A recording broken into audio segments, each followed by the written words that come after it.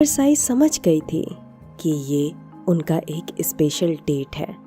खैर, उस रात आशी एक हाथ में गुलदस्ता और दूसरे हाथ में रिंग लेकर पार्क पहुंची। सामने साई खड़ी थी, लेवेंडर कलर की खूबसूरत सी ड्रेस में। आशी बस उसे देखती रह गई। हे ब्यूटीफुल सोल, कैसे हो आप सब? तो मैं हाजिर हूँ माई रॉन्ग डिसीजन का एपिसोड 5 लेकर, जिसे लिखा है एमा ने। लेकिन इससे पहले कि आप स्टोरी में खो जाएं, वीडियो को लाइक एंड अपने प्यारे प्यारे कमेंट ज़रूर कर दीजिएगा। तो चलिए अब कहानी सुनते हैं। लास्ट एपिसोड में हमने सुना कि नींद में आशी के होंठ साई के गले को छू लेते हैं, जिससे साई बिल्कुल गर्म हो जाती है। तभी आशी की आँख खुलती है, जिससे वो परेशान हो जाती है। उसे लगता है कि साई को बुखार है। वो कहती है, रुको, मैं अभी दवाई लेकर आती हूँ, तुम अभी ठीक हो जाओगी। अब आगे। तब साई ने मुस्कुराते हुए उसका हाथ कसकर पकड़ लिया और कहा, नहीं आशी, ये बुखार अब नहीं उतरेगा। ये कोई आम बुखार नहीं है, ये प्यार का बुखार है। साई ने आशी के चेहरे पर हाथ रखा और हल्के से उसे अपनी ओर झुका लिया। फिर धीरे से कहा, आई लव यू गुची। इतना बोलकर उसने उसके होठों को चूम लिया। ये उन दोनों की फर्स्ट किस थी। धीरे धीरे दोनों बेड पर लेट गए।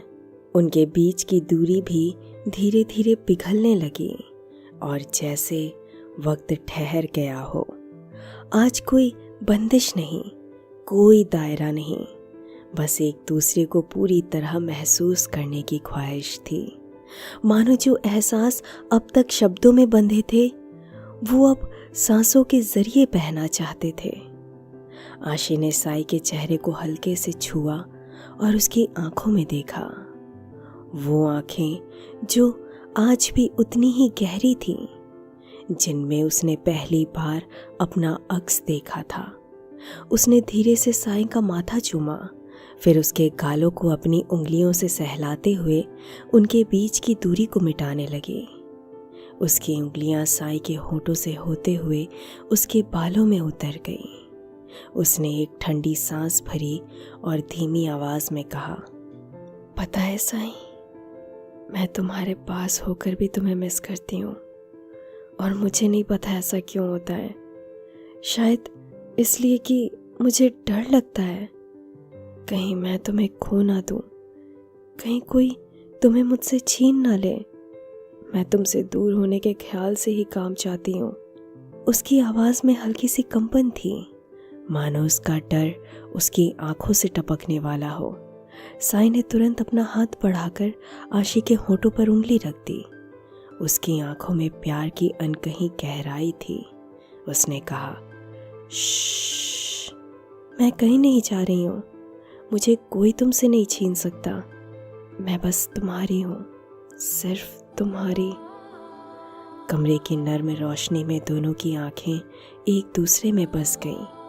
वो बस एक दूसरे को देख रहे थे, बिना कुछ कहे, बिना कुछ सुने। उनकी आंखें ही सब कह रही थी। बस यही पल उनका सच था और वो चाहते थे कि ये कभी ना खत्म हो। साई धीरे से आशी के सीने से लग गई। उसकी धड़कनों को अपने भीतर समेटते हुए उसने एक गहरी सांस ली और हल्की आवाज में बोला, आशी, एक बात कहनी थी तुमसे, पर समझ नहीं आ रहा था कि कैसे कहूँ। लेकिन मुझे लगता है कि अब कह देना चाहिए, बाद में शायद हिम्मत ना जुटा पाऊँ। साई की आवाज़ में छिपी घबराहट को आशी ने महसूस किया। उसका दिल एक अजीब सी बेचैनी से भर गया। उसने मन ही मन सोचा, ऐसा क्या है जो साई को परेशान कर रहा है, जो वो मुझे बताने से डर रही है? कहीं नहीं, ऐसा कुछ नहीं हो सकता। आशी ने खुद को संभालने की कोशिश की, मगर उसकी उंगलियां साई की पीठ पर कस गईं। कमरे में अब सिर्फ उनकी धड़कनों की आवाज थी और उस अनकहे सच का इंतजार जो उनकी दुनिया बदल सकता था। खैर, साई थोड़ी घबराई हुई सी लग रही थी। उसकी आंखों में एक हल्की परेशानी झलक रही थी। उसने धीरे से आशी का हाथ कसकर पकड़ लिया, फिर आगे कहा, आशी, 4 साल पहले एक लड़का था जिसे मैं बहुत चाहने लगी थी। आशी ने हैरानी से साई की ओर देखा।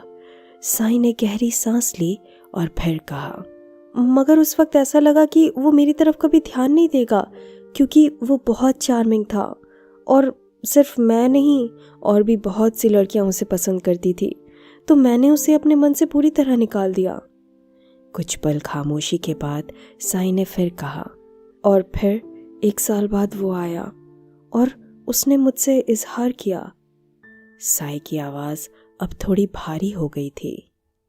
उसने आगे कहा, मगर तब तक बहुत देर हो चुकी थी। मेरे मन में अब उसके लिए कोई चाहत नहीं बची थी। साई की आंखों में पछतावे की हल्की सी छाया थी। आशी ने उसके चेहरे को गौर से देखा। साई की आवाज़ धीमी पड़ गई थी। उसने कहा, आशी, वो मेरा बहुत अच्छा दोस्त था। उसके प्रपोजल के बाद भी कुछ समय तक हम अच्छे फ्रेंड थे। आशी ये सब चुपचाप सुन रही थी। साई ने एक गहरी सांस ली और आगे कहा, फिर एक दिन उसने मुझे कन्विंस कर लिया और मैं 2 महीने के लिए रिलेशनशिप में थी उसके साथ। साई ने आशी की आंखों में देखा और भरोसे के साथ कहा, मगर सच में हमारे बीच कुछ भी नहीं हुआ था।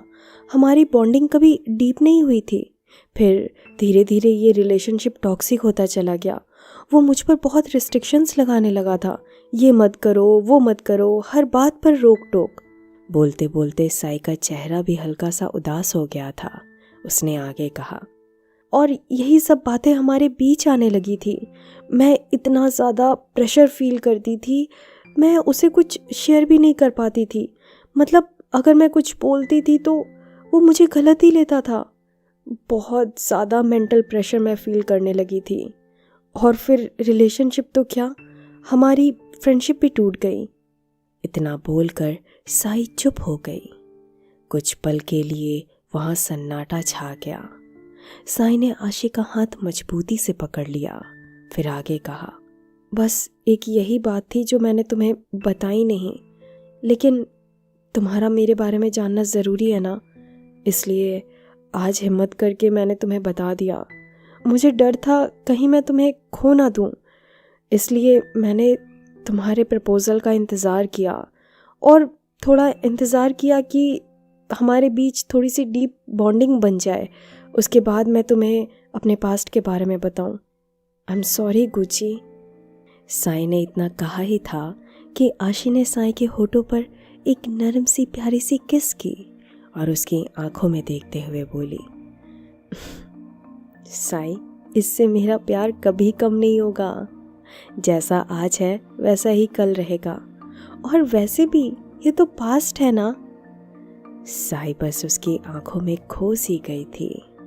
आशी ने साई का हाथ थामते हुए कहा, देखो, इस बड़ी सी दुनिया में हम अपनी एक छोटी सी दुनिया बनाएंगे जहाँ सिर्फ हम होंगे, बस तुम और मैं, और हमारा एक खूबसूरत सा घर होगा, प्यार से भरा, जिसमें सुबह की चाय भी हम साथ पिएंगे और रात को तारे भी साथ गिनेंगे। उसकी बातें सुन साई हल्का सा मुस्कुराई और पूछा, अच्छा फिर? आशी ने साई की नाक को हल्के से छूते हुए कहा, फिर हम एक सक्सेसफुल लाइफ बनाएंगे, अपने पेरेंट्स को मनाएंगे और शादी करेंगे। साई ने बड़े प्यार से आशी की ओर देखा, लेकिन थोड़ा डरते हुए कहा, और अगर शादी नहीं हुई तो? तब आशी ने साई के चेहरे को अपने हाथ में लेते हुए कहा, तो भी हम साथ रहेंगे, एक ही छत के नीचे, हमेशा, बिना किसी फिक्र के, हंसते खेलते, जैसे हम हमेशा से साथ थे वैसे ही हमेशा रहेंगे, समझी? ये सुनकर साई की आंखें भर आई। उसने धीरे से कहा, आई लव यू आशी। आशी ने उसे और करीब खींचते हुए कहा, इधर आओ, I love you more my love. वो दोनों अपनी ख्वाबों की दुनिया में खोए जिंदगी के हर लम्हे को साथ जी रहे थे। कभी हंसी मजाक, कभी प्यार भरी लड़ाइयाँ, तो कभी फ्यूचर के सपने। इसी तरह 5 साल बीत गए। इन सालों में बहुत कुछ बदला था, कभी मनमुटाव हुए, कभी अनबन, लेकिन प्यार हमेशा बरकरार रहा। और हर बार जो कुछ भी हुआ हो, आखिर में वो फिर से एक दूसरे की बाहों में लौट आए।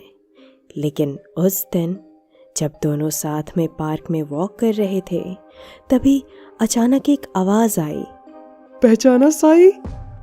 साई और आशी दोनों ने चौंक कर सामने देखा। सामने एक लड़का खड़ा था, शांत चेहरा, हल्की मुस्कान, लेकिन साई के चेहरे से जैसे खून उतर गया हो। आशी ने साई की तरफ देखा जो सन्न रह गई थी। साई के होंठ सूखे और उसकी धड़कनें तेज थी। उसने कहा, तुम? आशी ने परेशान होकर साई की तरफ देखा।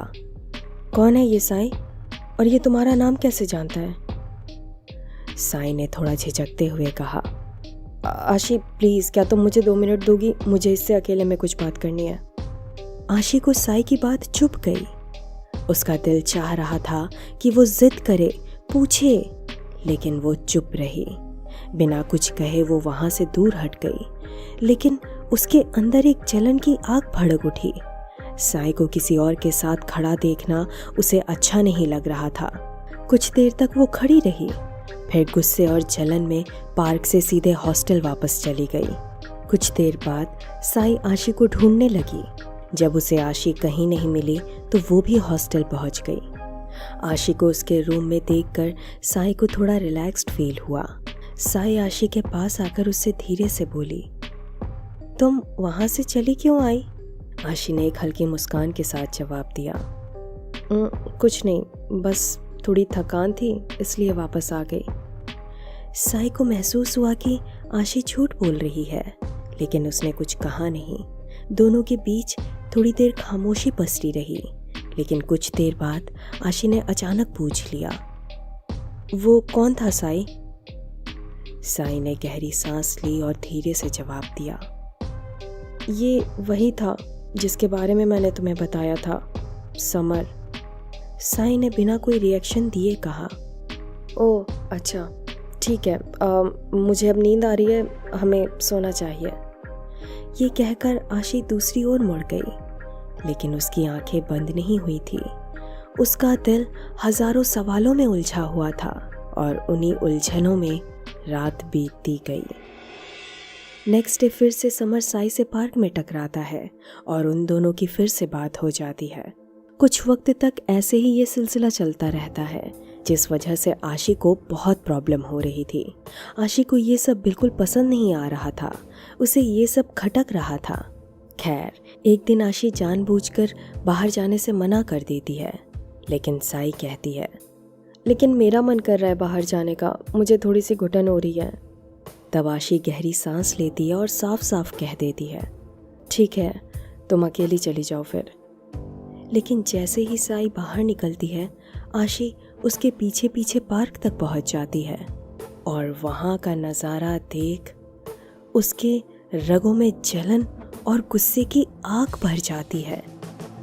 समर और साई साथ में वॉक कर रहे थे और हंस हंस कर बातें कर रहे थे। ये सब देखकर आशी से रहा नहीं जाता। वो गुस्से में जाकर समर को जोर से धक्का मार देती है। समर लड़खड़ा कर नीचे गिर जाता है। ये सब देखकर साई हैरान हो गई और उसने आशी से गुस्से में कहा, ये क्या कर रही हो तुम? आशी ने भी साई को गुस्से से देखा, लेकिन कुछ कहा नहीं और बस पीछे मुड़कर वहां से चली गई। बाद में जब साई हॉस्टल वापस आई तो उसने आशी को गुस्से में कहा, आशी, तुमने जो किया वो सही नहीं था। पता है समर को कितनी चोट आ गई है? क्यों किया तुमने ऐसा? तब आशी ने साई की आंखों में गुस्से से देखा और कहा, तुम क्यों घूम रही थी उसके साथ, ये जानते हुए भी कि वो तुम्हें पसंद करता है? बस इसीलिए मुझे गुस्सा आ गया और मैं खुद को संभाल नहीं पाई। इतना कहकर आशी गुस्से से कमरे से बाहर चली गई। साई, जो कि पीछे मुंह करके खड़ी थी, वो रोने लगी और कहा, ऐसा कुछ भी नहीं है हमारे बीच जो तुम सोच रही हो आशी। इतना बोलकर वो वहीं रोते हुए बैठ गई। थोड़ी देर बाद साई को एहसास हुआ कि आशी कमरे में नहीं है, वो बाहर चली गई है और रात भी काफी हो चुकी थी। गुस्से में आशी इस वक्त कहाँ चली गई थी, ये सोचकर उसका दिल जोरों से धड़कने लगा। वो दौड़कर हुज़ैफा के पास गई और रोते हुए उसे सारा सच बता दिया, यहाँ तक कि उसके और आशी के रिश्ते के बारे में भी और आज के झगड़े के बारे में भी। हुज़ैफा ने साई की भीगी हुई आंखों को देखा और उसे प्यार से उठाया। उसने कहा, तुम रो नहीं, पहले शांत हो जाओ और एक काम करो, तुम जाओ उसे मना लो, मैं यहाँ पर वार्डन को संभाल लूँगी, ठीक है? साई तुरंत भागती हुई बाहर गई। पूरे शहर में आशी को ढूंढने लगी। 2 घंटे बीत चुके थे। आखिरकार एक लैंप पोस्ट के नीचे साई को आशी बैठी हुई मिली। वो चुपचाप थी। उसकी आंखें लाल और भीगे हुए गाल थे। साई उसके पास बैठ गई और धीरे से उसे साइड से गले लगा लिया और कहा, सॉरी, अब ऐसा कुछ भी नहीं होगा। आशी की आंखों से आंसू टपकने लगे। उसने साई को कसकर पकड़ लिया और रोने लगी। उस दिन दोनों बहुत रोए क्योंकि ये उनका पहला इतना बड़ा झगड़ा था। कुछ देर बाद जब सब शांत हुआ तो दोनों हाथ पकड़कर वापस हॉस्टल आ गए। वहाँ हुज़ैफा पहले से उनका इंतज़ार कर रही थी। उसने वार्डन से चुपके से चाबी ले रखी थी और गेट खोलते ही साई और आशी को गले से लगा लिया और कहा, यार तुम दोनों झगड़ा मत किया करो, मुझे बिल्कुल अच्छा नहीं लगता। फिर उसने आशी की बाजू पर हल्का सा मारा और बोली, और तुम, ये क्या बात हुई? अगर नाराज हो जाओगी तो यूं बाहर चली जाओगी। अगर मैं नहीं होती तो तुम्हें सड़क पर रात बितानी पड़ती, बुद्धू। हुज़ैफा आशी को डांट रही थी, लेकिन उसकी डांट पर तीनों ही हंस पड़े। खैर, दोनों फिर से साथ तो आ गए थे, मगर सब कुछ ठीक नहीं हुआ था। बातें जो अंदर दबी हुई थी वो किसी कड़वी याद की तरह दिलों के कोनों में चुभ रही थी। इसी बीच उनके एग्जाम्स की डेट भी आ गई और देखते ही देखते सारे एग्जाम्स खत्म भी हो गए। एग्जाम के अगले दिन आशी ने साई को पार्क में बुलाया। तब साई ने पूछा, क्यों पार्क में क्यों?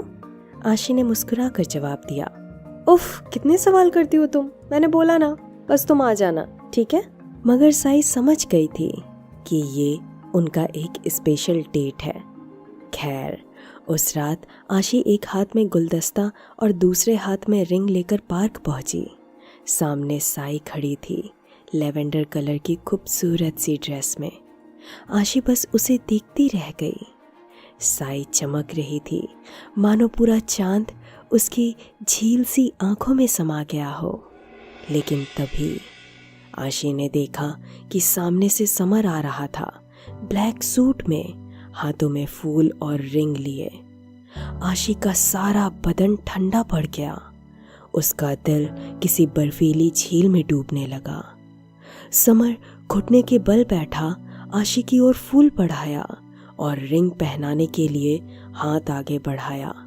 साई मुस्कुराई और अपना हाथ आगे बढ़ाने लगी। इससे पहले कि समर रिंग पहनाता, आशी के हाथों से गुलदस्ता और रिंग गिर गया और वो दौड़कर वहां से चली गई। वो बस पागलों की तरह रोड पर चलती जा रही थी। उसकी आंखों में आंसू थे, दिल में एक अजीब सा तूफान था। उसे समझ नहीं आ रहा था आखिर ऐसा क्यों हुआ उसके साथ। खैर, आशी हॉस्टल पहुंच गई और जल्दी से अपना सारा सामान पैक करने लगी। उसे कोई रोक ना सके, इसलिए किसी को बिना कुछ बताए वो वहां से चली गई, हमेशा हमेशा के लिए। क्या आशी सच में चली गई हमेशा के लिए? क्या साई आशी को ढूंढ पाएगी? लेकिन साई ने ऐसा किया क्यों? आखिर क्या मोड़ लेगी इनकी कहानी? वो तो हम जानेंगे अगले एपिसोड में। लेकिन आप मुझे बताइए, क्या आपके साथ कभी ऐसा हुआ है? क्या कभी आपने ऐसा फील किया है कि आप जिसे चाहते हो वो किसी और के साथ सपने बुन रहा हो? अपने एक्सपीरियंस कमेंट में ज़रूर बताइएगा और आगे से स्टोरी में क्या होगा वो हम जानेंगे नेक्स्ट एपिसोड में। तो सुनते रहिए मेरे साथ my wrong decision only on purple love tales पर।